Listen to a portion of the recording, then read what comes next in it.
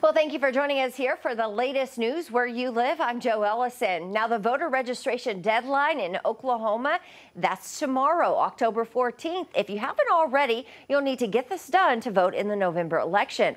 You'll need to fill out that voter registration application. Now, that can be found on the Oklahoma voter portal. But it is important to note all applications must be signed and submitted to your county or state election board in order to vote this November, and all mailed-in applications must be postmarked on or before the 24th for it to be processed. You can visit oklahoma.gov/elections, and if you're already registered, don't forget to update your voter registration address or your party affiliation. And early voting in Arkansas starts October 24th. If you won't be able to vote in person, the deadline to request an absentee ballot is November 1st. And you can view all of our election coverage and find out more about candidates and links to some of those sample ballots. Just visit our website, 5newsonline.com. And today is a big day for the Department of Transportation, the agency hosting a groundbreaking ceremony to mark the start of construction on a new stretch of Interstate 49. Now, this will connect Alma and Barling. Today's groundbreaking ceremony happening there in Barling and will mark the start of that work on I-49 as the Highway 22 interchange. Once complete, this new section of I-49 will be 13.6 miles long and include a new Arkansas River bridge. The work is expected to be done in multiple phases over the next several years. And this weekend, the UCI Cyclocross World Cup returning to Fayetteville. It's all part of the Ozocross at Sentinel Park. Tomorrow's event will feature a professional UCI cyclocross event, and Amateur USA Cycling is set for Saturday. The World Cup event, that's happening on Sunday. And instead of admission, organizers are accepting donations for this, with proceeds going to support Arkansas Children's Northwest. And happening today, more than 100 deaf cyclists from across the country will gather for a 4-day event in Bentonville. It's called the Bike Boom. It's a series happening at Kohler Mountain at the Bike Reserve from Thursday to Sunday. It's set to feature skills, clinics, group tours, and panel discussions for cyclists in American Sign Language. Now, we even have the War Eagle Craft Fair. That's kicking off today with so much out there to do. Let's get a check of the weather with meteorologist Zach Scott. Zach, how's the weather looking for all these cyclists and craft fair goers? That's right, Joe. There's a lot going on. The weather's almost perfect for all the outdoor events, but it's going to be breezy today and Friday, and that's the one little part of the forecast that's really not perfect. The temperatures look great on the map, though. Upper 60s, low 70s, northwest Arkansas. That cooler air mass is definitely invaded behind Wednesday's cold front. Instead of mid to upper 80s, we're running in the mid to upper 70s across the river valley. But again, we have to watch those north winds. It's a cooler north wind that's really picking up through late morning and through the afternoon hours on our Thursday, easily getting up to 15 to 20 miles per hour sustained. And then we're talking gusts 25 to 30 miles per hour. That's elevating that fire danger. It's a chilly morning. I think it'll be a cool afternoon, especially in northwest Arkansas with that cool wind and temperatures a little bit on the cooler side in the 60s to 70s.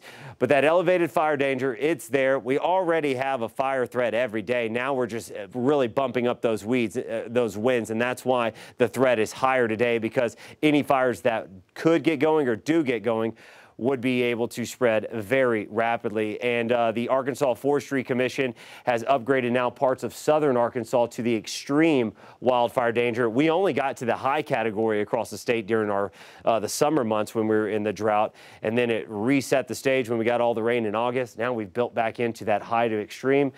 I wouldn't be shocked if we continue to dry out like we possibly could over the next couple of weeks. We see that extreme build a little further north. We're going to look for some cooler temperatures going into Friday morning in the 40s. We start warming up in the 70s and 80s again as we get into Friday. There are some chances for showers in this weekend. Make sure you continue to check back in, as we'll keep you updated on that forecast coming up. All right, thanks so much, Zach. Now, in Arkansas, more than 400,000 people are fighting food insecurity. That's a really big number. According to Feeding America, that includes more than 138,000 children. And that number does continue to grow. 5 News reporter Michael Wilson has more on how you can help fight this issue. Inflation has impacted just about everyone. Everything from food costs in the grocery store to your electric and your gas bill, to the housing market, everything. Jimmy Conduff says he sees the effects of inflation daily. He's the executive director of nonprofit LifeSource International, and the need from families their pantry serves is also rising. August to September, we actually have helped more than 400 families. That's in addition to the 700 to 800 families they already serve monthly. That jumped up to 1,200. Food banks are starting to see an increase in people using their services.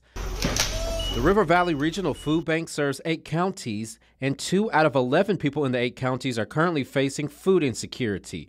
Right now, the food bank serves more than 98,000 people a month. We estimate about 70,000 people are food insecure in Northwest Arkansas. Catherine Nolte is with the Northwest Arkansas Food Bank. She says that's just among the 4 counties they serve. That's about 1 in 7 people that don't know where their next meal is coming from. And that number continues to grow. So we've been seeing a lot of first-time visitors that haven't been to a food bank or a food pantry before. If you're looking to help out and donate, it's super simple here. You just pick up a bag that you'd like, a $10, $5, you put it in your cart as you're shopping, you come through the register, the cashier rings it up. It's a part of our Give Where You Live campaign. From now through the 23rd, you can go to any Harps, the Van Buren Price Cutter, and Armstrong Bank in Fort Smith and pick up a bag. It's always important to give to the people that are in need, but I think this year is exceptionally needed. Benefiting others in our community. We're really grateful for the Give Where You Live campaign because it gives the community another way to serve our neighbors. Just really appreciate you guys at Channel 5 and everything that you do to let the community be aware of what's going on with our neighbors in need. That was Micah Wilson reporting. And just to reiterate what he was saying, 5 News here is holding our Day of Giving. That's tomorrow. It's happening from 6 a.m. to 6 p.m. You can see the different locations. They're right here on your screen. We'll be in Fort Smith at the store on 74th Street and the Monroe Avenue location in Lowell. We'll have bags of food that Micah mentioned available to donate for those $10, $15, and $20 amounts. The food raised will go to the NWA Food Bank and the River Valley Food Bank. Now, for the next 3 days, the University of Arkansas is waiving its standard application fee for students from Arkansas. Starting today through Saturday, in-state applicants for undergraduate admission won't have to pay those usual fees. To take advantage of the free application, students can check out the university's website and click the free application days box. Well, groups are still opposing legalizing recreational marijuana in Arkansas. As Jalissa Garza shows us, 2 groups that don't usually see eye to eye gathered at the Capitol to share their thoughts on this ballot issue. Jerry Cox and Melissa Foltz are usually on opposing sides when it comes to marijuana.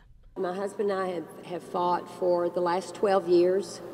We were able to get medical marijuana on the ballot. The amendment is not written for the people of Arkansas. It's written for the marijuana industry. Foltz is a marijuana advocate, and Cox is with the Family Council Action Committee, which opposes recreational marijuana in our state.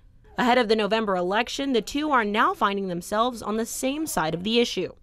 Even though I think we should have recreational legal and make sure that people quit going to jail for it, Amendment 4 is not our answer. We both agree wholeheartedly that issue 4 is a terrible amendment. It's fatally flawed. Though they are both against the amendment, it's not for the same reason. For Foltz, she says one concern tops the list. First and foremost thing is it does not expunge convictions, even small ones. And as a person who uses medical marijuana herself, she says another worry is access. If you have 90,000 patients and they're paying $400 an ounce, and that same group of people suddenly start serving the 90,000 plus 300,000, the supply and demand is going to be so disproportionate. Cox is against marijuana entirely and says if the issue passes, it won't benefit Arkansans. Local communities can't zone these. Local communities can't tax these. Even the legislature can't tax it. They put a piddly little tax on the marijuana. Meanwhile, supporters of the measure say letting voters decide the issue is the next step after Arkansans approved medical marijuana back in 2016. We want them to be able to see this amendment on its face and then make the clear choice on their own the same way they did when they signed our petition. All right, those are some of your top stories on this Thursday. Of course, we'll continue to follow the news all day. You can catch up with us again this evening on your 5 News at 4, 5, and 6.